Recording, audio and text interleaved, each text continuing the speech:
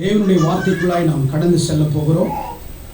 மத்தேயின் புஸ்தகம் 5ஆம் அதிகாரம் 1 to 11 வசனங்களை நாம் வாசிக்க போகிறோம். அவர் திரளான ஜனங்களை கண்டு மலையின் மேல் ஏறினார். அவர் உட்கார்ந்த பொழுது அவருடைய சீஷர்கள் அவரிடத்தில் வந்தார்கள். அப்பொழுது அவர் வாயை திறந்து அவர்களுக்கு உபதேசித்து சொன்னது என்னவென்றால், கவனிங்கள் பிரியமானவர்களே, இயேசு கிறிஸ்துவினுடைய பிரசங்கம் ஒரு விசித்திரமான ஒரு பிரசங்கம். இயேசு கிறிஸ்துவுக்கு முன்னாடியே தீர்க்கதரிசிகள் பிரசங்கித்திருக்கிறார்கள்.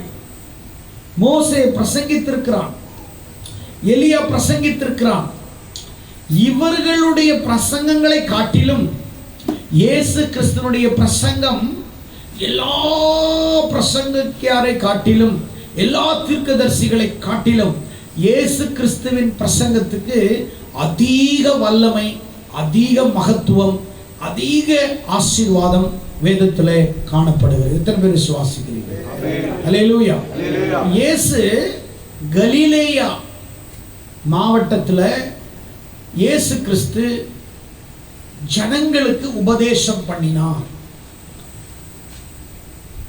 அவர் உட்கார்ந்து பிரசங்கம் பண்ணினார். திரளான ஜனங்கள் அவரிடத்திலே வந்தார்கள். லூக்கா 6ஆம் அதிகாரம் 17ஆம் வசனத்திலே இயேசு எங்கே பிரசங்கித்தார்? ஒரு சமமான பகுதியிலே, சமவெளியிலே அவர் பிரசங்கித்திருக்கிறதாக லூக்கா பதிவு செய்கிறார். வேதாகமத்தில் 16 இடங்களிலே மலை பிரசங்கங்கள், மலைகளிலே பிரசங்கம் செய்யப்பட்டதாக 16 முறை மலை பிரசங்கம், அதாவது மலைகளிலே பிரசங்கித்தார் என்று எழுதப்பட்டிருக்கிறது. 7 முறை சமவெளியிலே அவர் பிரசங்கித்திருக்கிறதாக சொல்லப்பட்டிருக்கிறது. இன்றைய காலகட்டங்களிலே பெரிய பெரிய ஊழியக்காரர்கள் ஒரு பிரசங்கிக்க வேண்டுமானால் ஒரு பெரிய ஸ்டேஜ் தேவை, ஒரு மக்கள் கூட்டம் தேவை, ஒரு பெரிய ஆடிட்டோரியம் தேவை. பிரபலமானவர்கள் பிரசங்கிப்பதற்கு இதெல்லாம் தேவைப்படுகிறது. ஆனால் இவைகள் எல்லாவற்றையும் படைத்தவர் அவர் மற்ற பிரபலமாய் இருக்கிறவர்கள் தேடுகிறது போல அல்ல. அவருக்கு எந்த இடம் கிடைக்கிறதோ அதை பிரசங்க பீடமாக கர்த்தர் மாற்றினார். மலை அவருக்கு பிரசங்க பீடமாய் மாறியது. பேதுருடைய போட் அவருக்கு பிரசங்க பீடமாய் மாறியது. கல்வாரி சிலுவையிலே தொங்கும் பொழுது சிலுவை அவருக்கு பிரசங்க பீடமாய் மாறினது.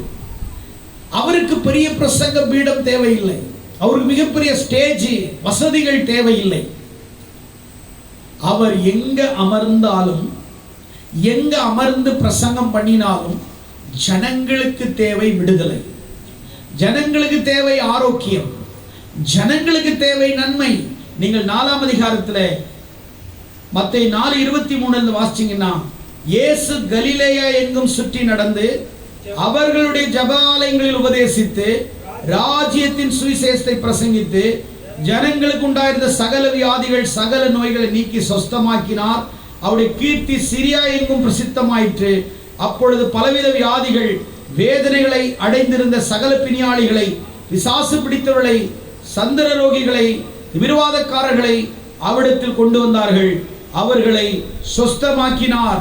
கலிலேயா, தெக்கப்போலியா, எருசலேம், யூதேயா, யோர்தான் அப்புறத்திலும் இருந்து திரளான ஜனங்கள் வந்து அவருக்கு பின் சென்றார்கள். கவனிங்கள், இயேசு கிறிஸ்துவினுடைய அற்புதங்களையும் அடையாளங்களையும் கண்டு அநேகர் சுகமானார்கள். 4ஆம் அதிகாரத்திலே கடைசியிலே வாசிக்கிறோம், வியாதிஸ்தர்கள் சுகமானார்கள், குருடர்கள் சுகமானார்கள், பலவிதமான நோய்களுடையவர்கள் சுகமானார்கள். இவர்கள் வெறும் அற்புதங்களை மட்டும் அவர்கள் விரும்பவில்லை. அவர்கள் வாயிலிருந்து புறப்படுகிற வசனத்தை கேட்கும்படி ஜனங்கள் கூடி வந்தார்கள். சுகம் பெற்றவர்கள் அத்தோடு அவர்கள் போகவில்லை. இயேசு கிறிஸ்துவினுடைய வாயிலிருந்து புறப்படுகிற அந்த மகிமையான வார்த்தைகளை கேட்க வேண்டும் என்று திரளான ஜனங்கள் அவருக்கு பின் சென்று அவர் உட்கார்ந்த இடத்திலே அவர்களுக்கு முன்பாக உட்கார்ந்து அவருடைய பிரசங்கங்களை கேட்க ஆயத்தமானார்கள். இயேசு தமது வாயை திறந்து பிரசங்கித்தார். எப்படி பிரசங்கித்தார்? அவர் அமர்ந்து பிரசங்கித்தார், உட்கார்ந்து உபதேசித்தார் என்று வேதம் சொல்லுகிறது. இதுல இந்த மலை பிரசங்கத்துல இயேசு கிறிஸ்து நிறைய காரியங்களை சொல்லி இருக்கிறார், நிறைய சத்தியங்களை ஜனங்களுக்கு உபதேசித்திருக்கிறார். அதில ஒரு 8 பிரதானமான காரியங்களை, பாக்கியத்தை மட்டும் இன்றைக்கு உங்களுக்கு நான் சொல்ல விரும்புகிறேன். 3வது வசனத்திலே முதல் காரியம், ஆவியில் எளிமை உள்ளவர்கள் பாக்கியவான்கள், பரலோக ராஜ்யம் அவர்களுடையது. அப்படியானால் பரலோகம் யாருக்கு சொந்தமாகும்? ஞான ஸ்நானம் எடுத்தவர்களுக்கு சொந்தமாகுமா? பரிசுத்தமாய் வாழ்றவங்களுக்கு சொந்தமாகுமா? இந்த காரியங்கள் இருந்தாலும் ஆவியிலே எளிமை உள்ளவர்கள் பாக்கியவான்கள். ரட்சிப்பினால் உண்டாகும் பாக்கியம். ஆவியிலே எளிமை உள்ளவர்கள் அவர்கள் பரலோக ராஜ்யம் அவர்களுடையது. என்னங்க ஆவியிலே எளிமை? தாழ்மையை குறிக்கிறது. ஒரு மனிதன் ரட்சிக்கப்பட்ட பிறகு அவன் வாழ்க்கையிலே ஒரு தாழ்மையின் ஆவி அவனுக்குள்ளே இருக்க வேண்டும், ஒரு எளிமையின் ஆவி அவனுக்குள்ளே இருக்க வேண்டும், சிம்பிளிசிட்டி அவனுக்குள்ளே இருக்க வேண்டும். ஆண்டவர் ரட்சிக்கப்பட்டவனுடைய வாழ்க்கையிலே சில குணாதிசயங்கள், சுபாவங்களை ஆண்டவர் எதிர்பார்க்க விரும்புகிறார். ஆவியிலே எளிமை. சிலருக்கெல்லாம் பாட தெரிஞ்சிச்சா போதும், அவங்களுக்கு ஆட்டோமேட்டிக்கா பெருமை வந்துடும். நல்ல பாட வந்துருச்சுன்னா அவங்க எல்லாம் பெரிய பாடகர்கள் என்று மேடையில் பாடுவார்கள், கர்த்தரை குறித்து தான் பாடுவார்கள். ஆனால் அவர்களுக்குள் பெருமையின் ஆவி இருக்கும். இசை வாசிப்பார்கள், பெருமையின் ஆவி இருக்கும். சபைக்கு வருவார்கள், நிறைய மோதிரங்கள், தங்க நகைகளை அணிந்து வருவார்கள். அவர்கள் சபைக்கு தான் வருகிறார்கள், ஆனால் அவர்கள் பெருமையின் ஆவி இருக்கும். ஆனால் ஆண்டவர் ரட்சிப்பினால் உண்டாகும் பாக்கியங்கள், அநேக பாக்கியம் இருக்கிறது. அதில் ஒன்று, ரட்சிக்கப்பட்டவனை ஆண்டவர் சொல்லுகிறார், ஆவியிலே எளிமை உள்ளவர்கள் பாக்கியவான்கள். அப்படியானால் உன்னுடைய வாழ்க்கையிலே, குணங்களிலே தாழ்மை என்கிற ஒரு ஆவியை நீ அணிந்திருக்க வேண்டும். நீ தாழ்மையுடையவனாய் நீ காணப்பட வேண்டும். மோசே என் வீட்டில் எங்கும் உண்மை உள்ளவன் அப்படின்னு சொல்லிட்டு அவனை போல பூமியிலே சாந்தமானவன் ஒருவனும் இல்லை. மோசே ஒரு காலத்தில் கொலைக்காரன், ஒரு எகிப்தியனை வெட்டி வீழ்த்தினவன். ஆனால் இந்த மோசே கர்த்தருக்குள் வந்த பிறகு அவர் பூமியில் உள்ள சகல ஜனங்களிலும், சகல இடங்களிலும் அவனை ஆண்டவர் சொல்றாரு, சாந்தமுள்ளவன். அவனுக்குள்ளே ஒரு எளிமையின் ஆவி. நமக்குள்ளே எவ்வளவு வளர்ந்தாலும், ஆவியிலும் சரி, ஆத்மாவிலும் சரி, அல்லது பாடல்கள்ல, வேதத்துல, சத்தியத்தில் எதில் வளர்ந்தாலும் நமக்குள்ள ஒரு ஆவியிலே ஒரு எளிமை காணப்பட வேண்டும். இந்த ஆவியை ஆண்டவர் எதிர்பார்க்கிறார் இடத்திலே. வேதத்திலே நிறைய பேருக்கு சொல்லலாம். ஆயக்காரர்கள் இருந்தார்கள், பரிசேயர்கள் இருந்தார்கள்.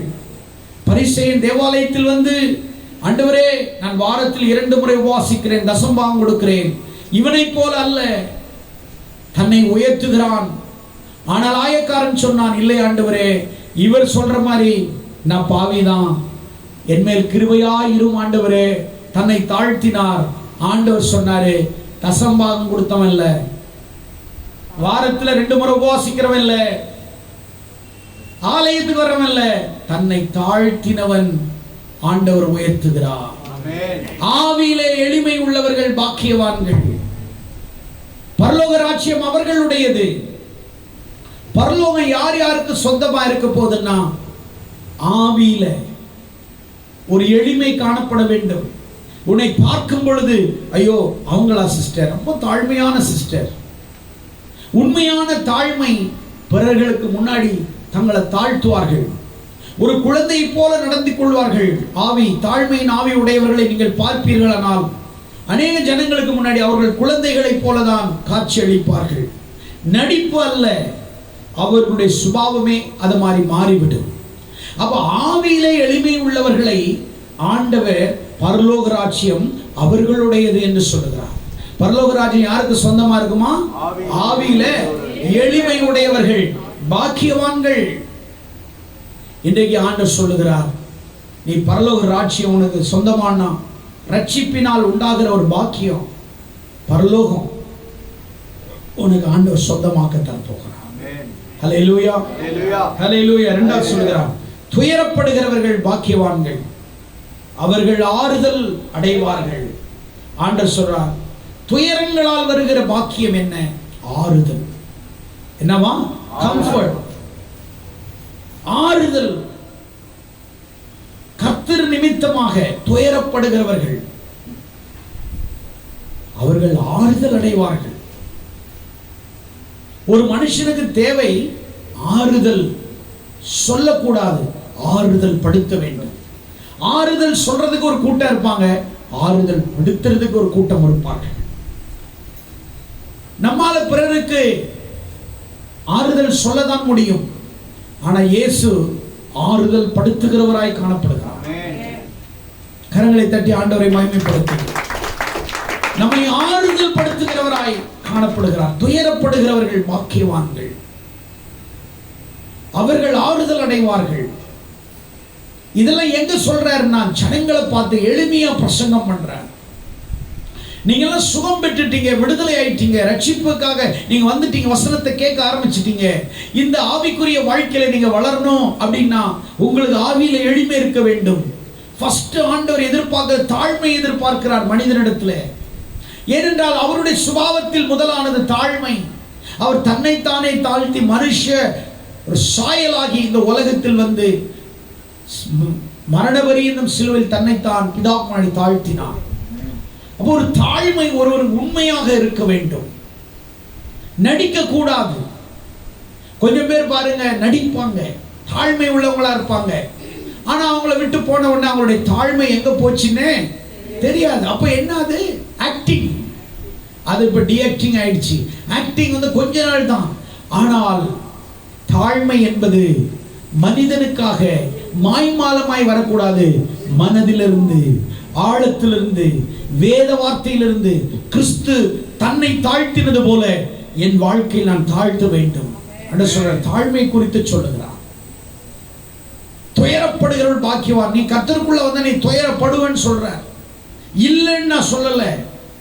துயரங்கள் வரும், ஆனா ஆண்டவர் சொல்றாரு நீ ஆறுதல் அடைவாய். அல்லேலூயா, அல்லேலூயா. ஆண்டவர் நம்முடைய வாழ்க்கையில எத்தனை துயர சம்பவங்கள் வருகிறது, எத்தனை போராட்டங்கள் வருகிறது, எத்தனை பிரச்சனைகளை சந்திக்கிறோம். ஆனால் மனிதர்களால் நம்மளை காயப்படுத்துவார்கள், மனிதர்களால் நாம் பாதிக்கப்படுவோம். மனிதர்களுடைய வார்த்தையினாலும் சொல்லாலும் செயலாலும் நாம் துயரப்படுகிற சமயங்களிலே ஆண்டவர் தமது வசனங்களினால் நம்மை ஆறுதல் படுத்துகிறார். அவருடைய பாடல்கள் மூலம் நமக்கு ஆறுதல் படுத்துகிறார். அவருடைய வசனத்தினாலே நம்மை ஆறுதல் படுத்துகிறார். அல்லேலூயா, அல்லேலூயா. யோபுக்கு வந்த துயரமா, யோபுக்கு வந்த உபத்திரவமா, யோபுக்கு வராத பிரச்சனையா? நீதிமான், தேவனுக்கு பயந்தவன், அவனுக்கு வந்த உபத்திரம் கொஞ்சம் நெஞ்சல்ல. அவன் துயரப்பட்டது கொஞ்சம் நெஞ்சல்ல. மனைவி கூட சொல்லிட்டா, தேவனை தூசி, ஜீவனை செத்து போ, நாறுது, உன்னுடைய உடல் எல்லாம் நாறுது, என்னால பார்க்க முடியும், செத்து போ. அழகா சொல்றான், தேவனிடத்தில் நன்மை பெற்ற நான் தீமையை பெற வேண்டாமோ? அந்த துயரங்களிலும் ஆண்டவரிடத்திலே உண்மையாயிருந்தான். உண்மையான துயரத்திலே ஆண்டவரை மறுதலிக்க மாட்டாங்க, தூஷிக்க மாட்டாங்க, குற்றப்படுத்த மாட்டாங்க. உண்மையான ஆவிக்குரியவர்கள் அந்த துயரங்களையும் அவர்கள் துன்பங்களையும் அவர்கள் சகிப்பார்கள். ஆண்டவர் சொல்றாரு நீ ஆறுதல் அடைவாய். என்ன சொல்றாரு? ஆறுதல் அடைவாய்.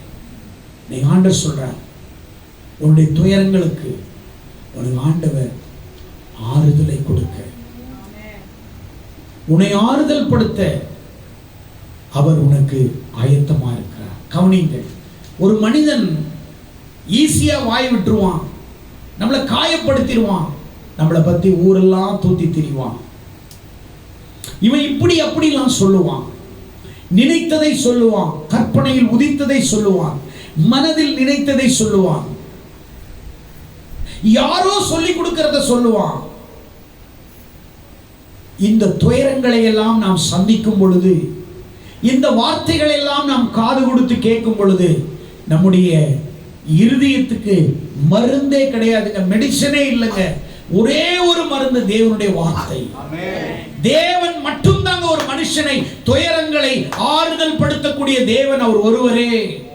மனிதன் நம்மை ஆறுதல் படுத்த முடியாது, மனிதன் நம்மை ஆறுதல் சொல்ல முடியாது. ஆண்டவர் சொல்றார், உன்னை நான் ஆறுதல் படுத்துவேன். ஆமென். உன்னை நான் ஆறுதல் படுத்துவேன். ஆறுதல் படுத்துகிறவர். காயங்களுக்கு மருந்து இயேசுவின் வார்த்தை, இயேசுவின் வசனம் நம்முடைய காயங்களுக்கு மருந்தாக இருக்கிறது. மனிதனுடைய வார்த்தைகள் நமக்கு மருந்தாக முடியாது, இன்னும் காயப்படுத்தும். இன்னும் எவ்வளவு தூற்றி திரிய வேண்டுமோ திரியலாம், அதை பற்றி கவலை இல்லை. மிஞ்சி போனா நம்மை பற்றி என்ன செய்வார்கள்? கேவலமாய் பேசுவார்கள், இழிவாய் பேசுவார்கள், நம்மளை துயரத்துக்குள்ளாக ஆழ்ந்து நம்மளை ஆழ்த்துவார்கள். ஆனால் நம்ம என்ன செய்யக்கூடாது? கவலை படக்கூடாது. கர்த்தர் நமக்கு ஆறுதலாக அவர் காணப்படுகிறார். அல்லேலூயா. அவர் ஆறுதல் படுத்துகிறவர். ஆமென். அல்லேலூயா. அல்லேலூயா. லாசரு செத்த உடனே ஏசப்பா பெத்தானியாவுக்கு போனார். மார்த்தாளும் மரியாளையும் பார்த்து ஆறுதல் சொன்னார், கண்ணீர் விட்டார். அவங்க அழுத உடனே இயேசு அழுதார், ஆறுதல் படுத்தினார். உன் சகோதரன் மரிக்கவில்லை, ஆறுதல் படுத்தினார். எத்தனை இடத்துல இயேசு ஆறுதல் படுத்தி இருக்கிறார், எத்தனை இடங்களிலே. சங்கீதம் 51 அதிகாரம் 17வது வசனத்திலே என்ன சொல்றார் ஆண்டவர்? எடுத்தவர்கள் வாசிங்கள். தேவனுக்கு ஏற்கும் பலிகள் நொறுங்குண்ட ஆவிகள் ஆவிதான். தேவனே நொறுங்குண்டதும் நறுங்குண்டதுமான இருதயத்தை புறக்கணியே.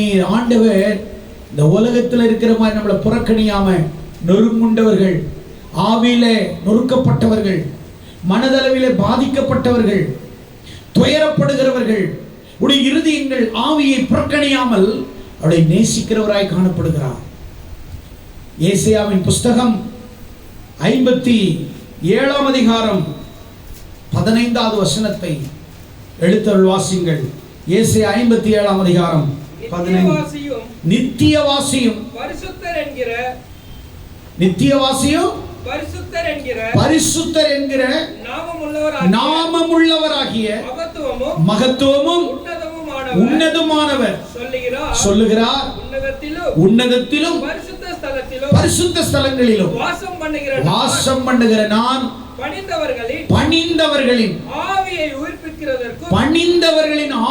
உயிர்ப்பிக்கிறதற்கும் நொறுங்கினவர்களின் இருதயங்களை உயிர்ப்பிக்கிறதற்கும் நொறுங்குண்ட பணிந்த ஆவிகளிடத்திற்கு வாசம் பண்ணுகிறேன். ஆண்டவர் நொறுக்கப்பட்டவர்கள், நறுங்குண்டவர்கள், பணிந்து போனவர்கள், இருதயம் உடைக்கப்பட்டவர்கள், இவர்கள் நடுவில் அவர் வாசம் பண்ணுகிறார். அவர் அப்படிப்பட்ட ஜனங்களை தேடி வந்திருக்கிறார். அவர் வந்த இடமெல்லாம் பாருங்கள், மலைகள். அன்றைக்கு அவர் பிரசங்கிக்கிறது ஒரு பெரிய பலிபீடம் இல்லை, பெரிய மேடை இல்லை. அவர் படைத்த வானம் பூமி அவர்களுடையது. அவர் நினைத்தார் அவர்கள் என்ன செய்ய முடியும்? அவர் எளிமையாய் வாழ்ந்தார். பிதாவாகிய தேவனுக்கு முன்பாக இயேசு கிறிஸ்து எளிமையாய் வாழ்ந்தார். ஒரு கல்லில் உட்கார்ந்து பிரசங்கிக்கிறார், புல் தரையில் அமர்ந்து பேசுகிறார், ஒரு போட்ல அமர்ந்து பேசுகிறார், பலிபீடமாய் மாற்றிக்கொண்டார். வானத்தையும் பூமியும் படைத்தவருக்கு தன் தலை சாய்க்க கூட இடமில்லை. பறவைகளுக்கு கூடு உண்டு, குடிகளுக்கு கூடு உண்டு, முசல்களுக்கு அடைக்கலம் உண்டு, ஆனால் மனுஷகுமாரன் தலை சாய்க்க இடமில்லை. கடைசி அந்த பூமியிலே அவருக்கு தலை சாய்க்க இடமில்லை. ஒரு மனிதன் மரித்த பிறகு கூட அவனுக்கு தலகாணி வைத்து அழகா அவனை சிங்காரித்து அவனை படுக்க வைத்து அவனை பாதுகாத்து கொண்டு போகிறார்கள். ஆனால் இயேசு எல்லாவற்றையும் படைத்தவர் அந்த சிலுவையிலே தன் தலை சாய்ப்பதற்கு தலையாணி இல்லை, வைப்பதற்கு அவரால் முடியவில்லை, நேராக இல்லை. அவருடைய தலை கீழே அந்த தாங்கி பிடிப்பதற்கு கூட, தலை சாய்க்க கூட அவருக்கு இடமில்லை. தன்னை தாழ்த்தினார். நொறுங்குண்ட ஆவிகள் பணிந்த ஆவியிடத்திலே ஆண்டவர் வருகிறவராய் காணப்படுகிறார். ஏசாயா 66 அதிகாரம் 2 வசனத்திலே ஆண்டவர் சொல்லுகிறார். ஏசாயா 66 அதிகாரம் 2 வசனத்தை வாசியுங்கள். என்னுடைய கரம் இவைகளெல்லாம் சிருஷ்டித்தது,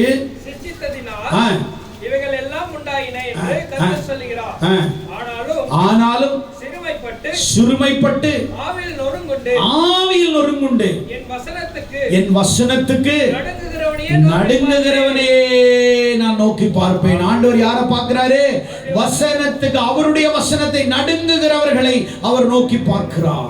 நீ துயரப்படலாம், நீ துன்பப்படலாம், நீ அவமானப்படலாம், நீ துன்பப்படலாம், உன்னை பற்றி ஏளனமாய் பேசலாம், உன்னை பற்றி தவறாக தூற்றி திரியலாம், உன்னை உபத்திரப்படுத்தலாம், உன்னுடைய ஆவியை உடைக்கலாம், உன்னுடைய இருதயத்தை உடைக்கலாம், உன்னுடைய ஆத்துமாவை உடைக்கலாம், நீ பணிந்து போய் கிடக்கலாம், உன்னுடைய ஆவி உயிர்ப்பிக்க மாட்டாதா என்று நினைத்து இருக்கலாம். ஆண்டவர் சொல்லுகிறார், பணிந்த ஆவிகளிடத்திலே, நொறுங்கின இருதயமிடத்திலே நான் வாசம் பண்ணுகிறேன், என் வசனத்தை நடுங்குகிறவனை நான் நோக்கி பார்க்கிறேன் என்று ஆண்டவர் சொல்லுகிறார்.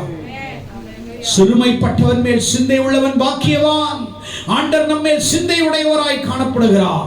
துயரம், உங்கள் வாழ்க்கையில் பல சோதனைகள், பல வேதனைகள், பல இன்னல்களின் நடுவிலே நீங்கள் சபைக்கு வரலாம், நீங்கள் தேவ சமூகத்தில் வரலாம், கர்த்தருக்குள்ளாக இருக்கலாம், வேத வசனத்துக்குள்ளாக இருக்கலாம், சத்தியத்துக்காக நிற்கலாம். ஆனால் நீங்கள் துன்பப்படலாம், நீங்கள் உபத்திரவப்படலாம், துயரங்கள் படலாம். பயப்படாதீர்கள். ஆண்டவர் சொல்கிறார், இந்த உலகத்துல உன்னை ஆறுதல் சொல்லுவார்கள், யாரும் ஆறுதல் படுத்த மாட்டார்கள். நான் ஆறுதல் சொல்ல மாட்டேன், ஆறுதல் படுத்துகிறவனாய் மாறுகிறேன். நான் உன்னை ஆறுதல் படுத்துகிறவனாய் மாறுகிறேன். தாய் தேற்றுவது போல உன்னை நான் தேற்றுவேன்.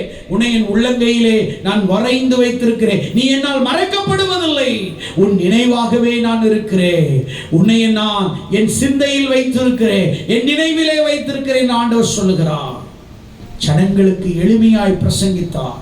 உபத்திரவங்களையும் துயரப்படுகளை குறித்து ஆண்டவர் ஆறுதல் படுத்தினார். அந்த பிரசங்கத்தில் அவருடைய பிரசங்கம் ஆறுதலான பிரசங்கமாய் இருந்தது. மூன்றாவது, தாழ்மையினால் உண்டாகும் பாக்கியம். சாந்த குணம் உள்ளவர்கள் பாக்கியவான்கள், அவர்கள் பூமியை சுதந்தரித்துக் கொள்வார்கள். ஒருத்தன் வேகமா ஆடுறான்னா ஜோலி முடியுதுன்னு அர்த்தம். ஜோலி முடியுதுன்னு அர்த்தம். அழிவுக்கு முன்னானது அகந்தை, விடுதலுக்கு முன்னானது மனமேட்டிமை. ஒருத்தன் அழிய போகிறான் என்றால் அவனுடைய கடைசி கால கட்டத்தில் அவனுடைய பேச்சு, அவனுடைய செயல், அவனுடைய சொல் பிறரை காயப்படுத்தும். அழிவு அவனுக்கு சடுதியாய் வரப்போகிறது. அதனால இனி அவனுக்கு நேரம் இல்லை. சாத்தான் அவனை பயன்படுத்தி கொண்டிருக்கிறான். அவன் முடிவு நெருங்கி விட்டது. அதனால நிறைய பேர் ஆடுவாங்க. ஆனால் ஆண்டவர் சொல்றார், சாந்த குணமுள்ளவர்கள் பூமியை சுதந்தரிப்பார்கள். தாழ்மையினால் உண்டாகிற ஆசீர்வாதம் சாந்தம், தாழ்மை. அதனால் உனக்கு கிடைக்கிற ஆசீர்வாதம், நீ பூமியை சுதந்தரித்துக் கொள்ளுவாய். ஆமென் சொல்லுங்களேன். நாலாவது, ஆவிக்குரிய நீதியின் மேல் பசிதாகம் உள்ளவன் பாக்கியவான், அவர்கள் திருப்தி அடைவார்கள். ஆவிக்குரிய ஆசையினால் உண்டாகும் பாக்கியம். நீதியின் மேல் பசிதாகம், ஆவிக்குரிய ஆசைகள். நீ உண்மையான ஆவிக்குரிய உணர்ந்த நீதியாக நீ இருக்க வேண்டும். நீதி பக்கம் பேச வேண்டும். ஆட்களுக்கு ஏற்ற மாதிரி உன்னுடைய மனதை நீ மாற்றிவிடக் கூடாது. எது கரெக்டோ அதை நீ பேச வேண்டும். ஆவிக்குரிய ஆசைகள் நீதியின் மேல் புரியப்பட வேண்டும். கர்த்தர் விரும்புகிற மாதிரி உடைய காரியங்கள் காணப்பட வேண்டும். அவர்கள் திருப்தி அடைவார்கள். வசனத்தின் மீது தாகம், ஊழியத்தின் மீது தாகம், ஜபத்தின் மீது தாகம், தேவனை தேடுகிற காரியங்களில் தாகம், ஆவிக்குரிய காரியங்களில் ஆசைகள், ஆவிக்குரிய ஆசைகளில் உனக்கு தாகம் இருக்க வேண்டும். அதிகமாய் ஜெபிக்க வேண்டும். ஆலயத்திற்காக நிற்க வேண்டும். ஊழியத்திற்காய் தோள் கொடுக்க வேண்டும். ஆவிக்குரிய எண்ணங்கள், ஆசைகள் நிறைவேற வேண்டுமானால் நீ ஆவிக்குரிய காரியங்களிலே உன்னை நீ முற்றிலுமாய் உன்னை தாழ்த்துகிறவனாய், நீ உன்னை ஒப்பு கொடுக்கிறவனாய் நீ மாற வேண்டும்.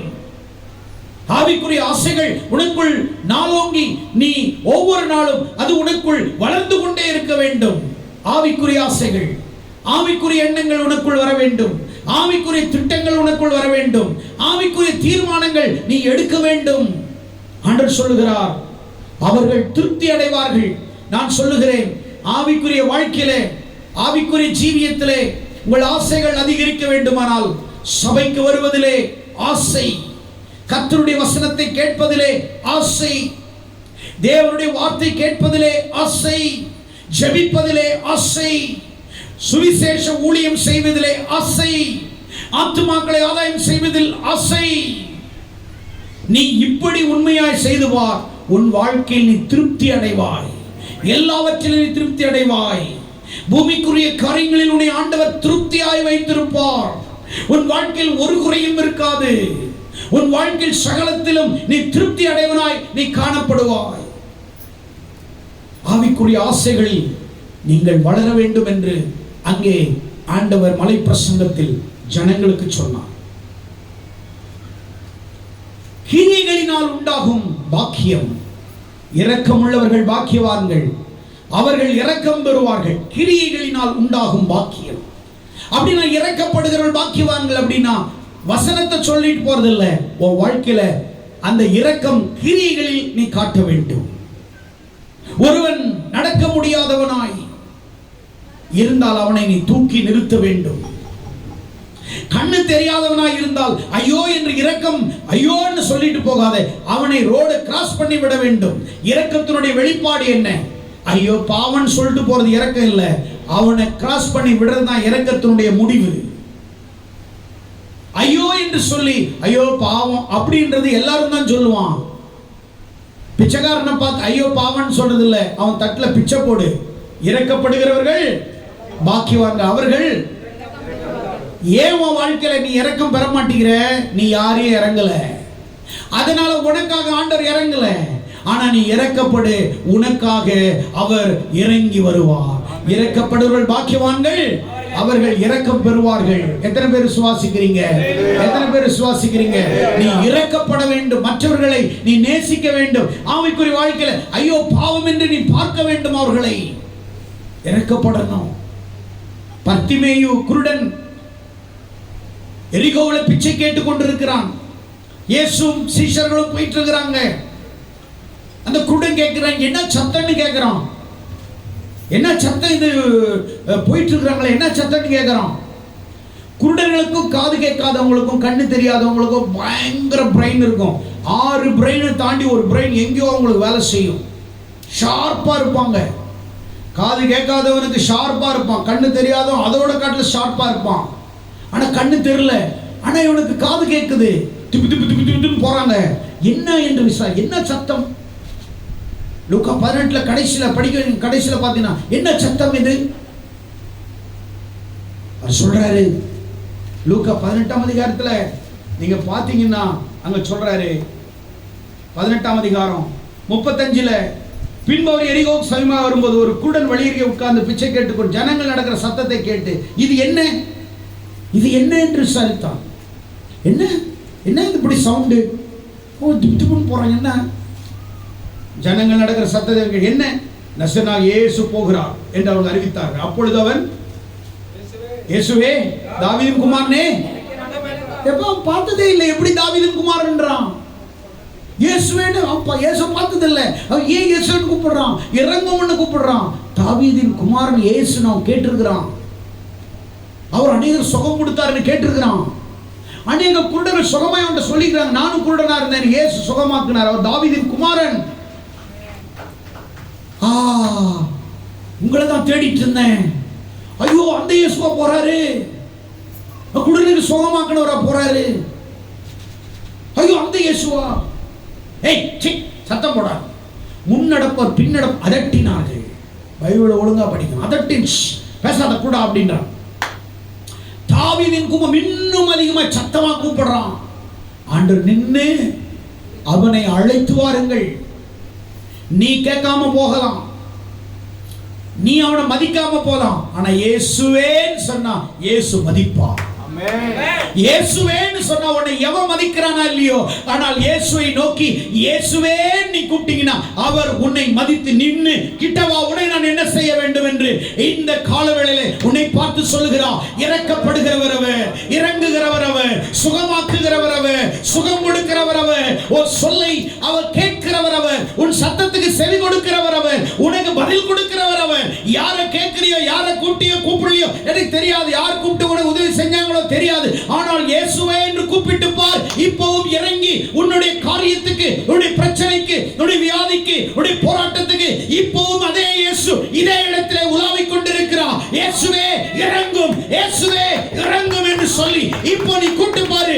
நான் உனக்கு என்ன செய்ய வேண்டும்? இப்போவே அவருடைய வல்லமை உன்னை தொடும், அவருடைய மகிமை உன்னை தொடும், அவருடைய பிரசன்னம் உன்னை தொடும், அவருடைய வார்த்தை உன்னை தொடும், அவருடைய வார்த்தையில் சுகம், அவருடைய வார்த்தையில் பலம், அவருடைய வார்த்தையில் ஜெயம் உனக்கு உண்டாகும் என்று கர்த்தர் சொல்கிறார்.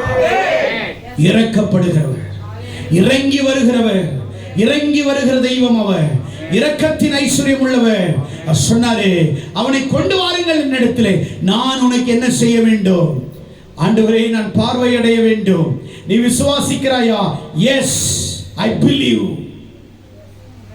போ, உன் வார்த்தையின்படி நீ ஆக கடவுது. அவன் கண்களை திறந்து இயேசுவை பார்க்கிறான். இயேசுவை பார்த்து அவன் அழுதிருப்பான், குதிச்சிருப்பான். இயேசு அவனை கட்டி பிடித்து, அப்பா என் மேல யாருமே இறக்கப்படல, ஆனா நீங்க என் மேல இறக்கப்பட்டீங்க. நீ என்னை கூட்டிட்டப்பா, ஏசப்பான்னு கூட்டிட்ட. இந்த உலகத்துல உன்னை படைச்சது நான் தான், உன் கண்ணை படைச்சது நான் தான், அந்த கண்ணை திருப்தி மறுபடியும் வெளிச்சமாக்குறதும் நான் தான்.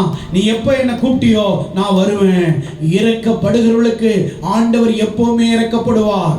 ஐயோ பாவம் பார்க்கிறவங்களுக்கு ஆண்டவர் ஐயோ பாவம் பாப்பா. நீ யாருக்கு இன்னைக்கு பிச்சை போடுறியோ, கஷ்டப்படும் போது கர்த்தர் உன்னை உயர்த்துவார். இன்னைக்கு ஒருவேளை நீ கொடுத்து கொடுத்து கொடுத்து கொடுத்து நீ எல்லாத்தையும் இழந்து போயிருக்கலாம், பயப்படாதே. ஆண்டவர் சொல்லுகிறார், உன்னை உயர்த்த அவர் போதுமானவர். நீ இழக்கவில்லை, நீ சேமித்து வைத்திருக்கிறார். நீ செய்த எல்லா தான தர்மங்கள் அவருடைய சந்ததியிலே நினைப்பூட்டுகிறதா இருக்கிறது. இறக்கப்படுகிற பாக்கியவான்கள், அவர்கள் இரக்கம் பெறுவார்கள். கரங்களை தட்டி ஆண்டவரை மகிமைப்படுத்துவோம், கரங்களை தட்டி ஆண்டவரை மகிமைப்படுத்துவோம். பிரியமானவர்களே, அவர் நம்மீது இரக்கப்படுகிற தெய்வமாய் காணப்படுகிறார். ஹல்லேலூயா. அடுத்தது, இருதயத்தில் சுத்தம் உள்ளவர்கள் பாக்கியவான்கள், அவர்கள் தேவனை, அப்படின்னா தேவனை பார்ப்பார்கள், தேவனை துதிப்பார்கள், தேவன் வாசம் பண்ணுவார். இருதயத்தில் சுத்தம், இதுதான் பிரச்சனை நமக்கு. இங்கதான் வந்து இடிக்குது. இருதயம் எல்லாம் இல்ல, சுத்தமா இல்ல. பிரைஸ் லார்ட் பாஸ்டர், எப்படி இருக்கிறீங்க? ஆனா மனுஷெல்லாம் வேற. Praise Lord pastor, okay.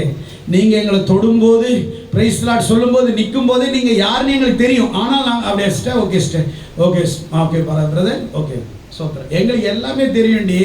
நீங்க ஆடுற ஆட்டமும் எங்களுக்கு தெரியும், நீங்க பார்க்குற பார்வையும் தெரியும், நீங்க பேசுற நீங்க நினைச்சிக்கலாம் எங்களுக்கு தெரியாது, எங்களுக்கு எல்லாம் தெரியும். ஆனா நாங்க என்ன பண்ணுவோம்? praise the lord, praise the lord, okay okay, எங்களுக்கு எல்லாம் தெரியும். நாங்க சொன்னா நீங்க செத்து போடுவீங்க. சைலண்டா இருக்கிறோம். நீங்க நினைக்கிறீங்களா? நோ, நாங்க ஆவி பெற்றவர்கள், சும்மா மாம்ச ஆவி பெற்றவர்கள் அல்ல, குற்றப்படுத்துகிற ஆவி பெற்றவர்கள் அல்ல, குறை கண்டுபிடிக்கிற ஆவிகள் அல்ல. நீங்கள் யார் என்பதை எங்களுக்கு தெரியும். எங்களுக்கு ஆண்டு உணர்த்துவார், எங்களுக்கு சொல்லுவார். அனனியா சப்பீரால் ஏமாத்திட்டாங்க. அவர் எவ்வளவு வித்தாருன்னு பேதுருக்கு தெரியாது. ஆனால் அவர் பேதுருக்குள்ள ஆவியான சொல்ற பொய் சொல்றாங்க. அந்த ஆவி எங்களிடத்திலே பேசும், பொய் சொல்றான். அந்த ஆவி எங்களுக்கு, நான் சொல்லுவேன், தீர்க்க தரிசனமா சொல்லுவேன், தம்பி இவங்க நிற்க போகிறாங்க, நான் 6 மாதத்துக்கு முன்னாடி சொல்லுவாங்க, கரெக்டாக நிற்பாங்க. எங்களுக்கு நீங்கள் போகிற பாதையும் உங்கள் பார்வையும் உங்கள் நடையும் உங்கள் பேச்சையும் உங்களுடைய ஆக்டிவிட்டியும் நாங்கள் எல்லாத்தையும் பார்ப்போம். நான் கேட்குறேன், உன் பிள்ளை நேற்று நடந்ததுக்கும் 10 மாதத்துக்கு கழிச்சு நடக்கிறதுக்கும் வித்தியாசம் இருக்குமா இல்லையா? கல்யாணம் ஆக முன்னாடி உன் பிள்ளையினுடைய நடை, யூத்தில் ஒரு மாதிரி நடை, கல்யாணம் ஆன பிறகு ஒரு நடை, கல்யாணம் ஆன பிறகு பொண்டாட்டி பேச்சு கேட்குறான்னா உங்களால் கண்டுபிடிக்குமா முடியாதா? சொல்லுங்களேன். ஏன் நீங்கள் அவனை குழந்தையிலேருந்து பார்க்குறீங்க அவன் யாருன்னு. இப்போ கல்யாணத்துக்கு அப்புறம் நீங்கள் எங்கே பார்க்குறீங்க அவனை யார் டியூன் பண்ணுறாங்க? வந்தவ டியூன் பண்ணுறா. உங்களால் கண்டுபிடிக்க முடியாதா? மாம்சமான நேரத்தில் உங்களால் ஒரு சரீர பிரகாரம் உங்களால் கண்டுபிடிக்க முடியும். அதுக்கு நீங்கள் கண்டுபிடிக்கும். ஆவியில் உள்ளவன் எவ்வளோ ஆழத்தில் கண்டுபிடிப்பான். ஆவியில் இருக்கிற எத்தனை பேரை கண்டுபிடிப்பான்? முடியுமா முடியாதா? சொல்றாரு, இருதயத்திலே சுத்தம் உள்ளவர்கள் பாக்கியவான்கள், அவர்கள் தேவனை தரிசிப்பார்கள். அவர்கள் தேவனுடைய பிள்ளைகள் என்றால் அவர் தேவனை தரிசிப்பார்கள். சாட்சி பகிர்வதன் மூலம் அவனுக்கு ஆண்டவர் ஆசீர்வாதம்.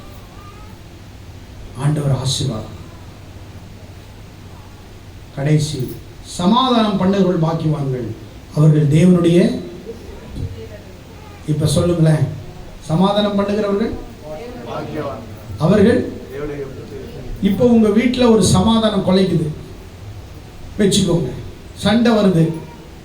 இப்போ இவங்க தேவ புத்திரர்களா பிசாசு புத்திரர்களா? சொல்லுங்களேன். சரி, இப்போ நீங்கள் நல்லா இருக்கிறீங்க, அம்மா கிட்ட போய் சண்டை போட்டு ஏவி விடுறாங்க. அப்போ இது இது இது தேவ புத்திரர்களா சாத்தானின் புத்திரர்களா? சொல்ல மாட்டேங்கிறீங்களே. சரி, நீங்கள் போய் ஒருத்தர் சண்டை போட்டு தேவ புத்திரர்களா இது பிசாசின் புத்திரர்களா? சமாதானம் பண்ணவர்கள் தேவனுடைய புத்திரர்கள் எனப்படுவார்கள்.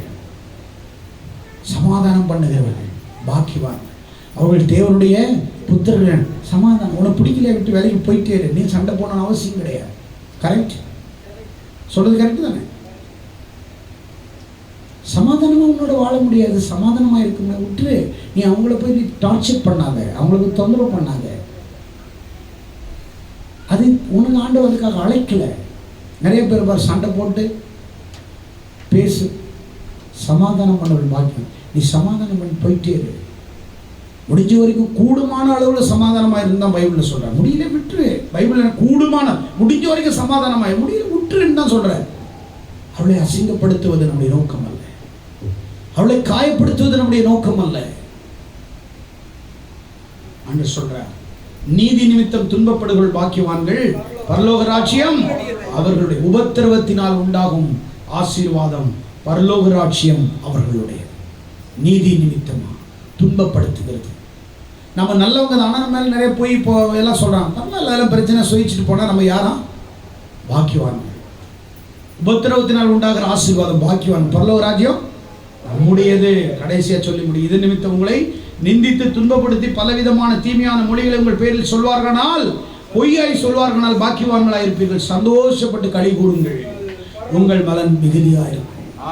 அல்லேலூயா, அல்லேலூயா. உன் மேல எவ்வளவு பொய்யான மொழிகளை சொல்றாங்கன்னா நீங்க சந்தோஷப்படுங்க. கர்த்தர் சொல்றாரு, உங்கள் பலன் பரலோகத்தில் மிகுதியா. அல்லேலூயா, அல்லேலூயா, அல்லேலூயா. ஆழமா அஸ்திபாரம் போட்டா என்ன செய்யலாம்? ஆழமா அஸ்திபாரம் போட்டா என்ன செய்யலாம்?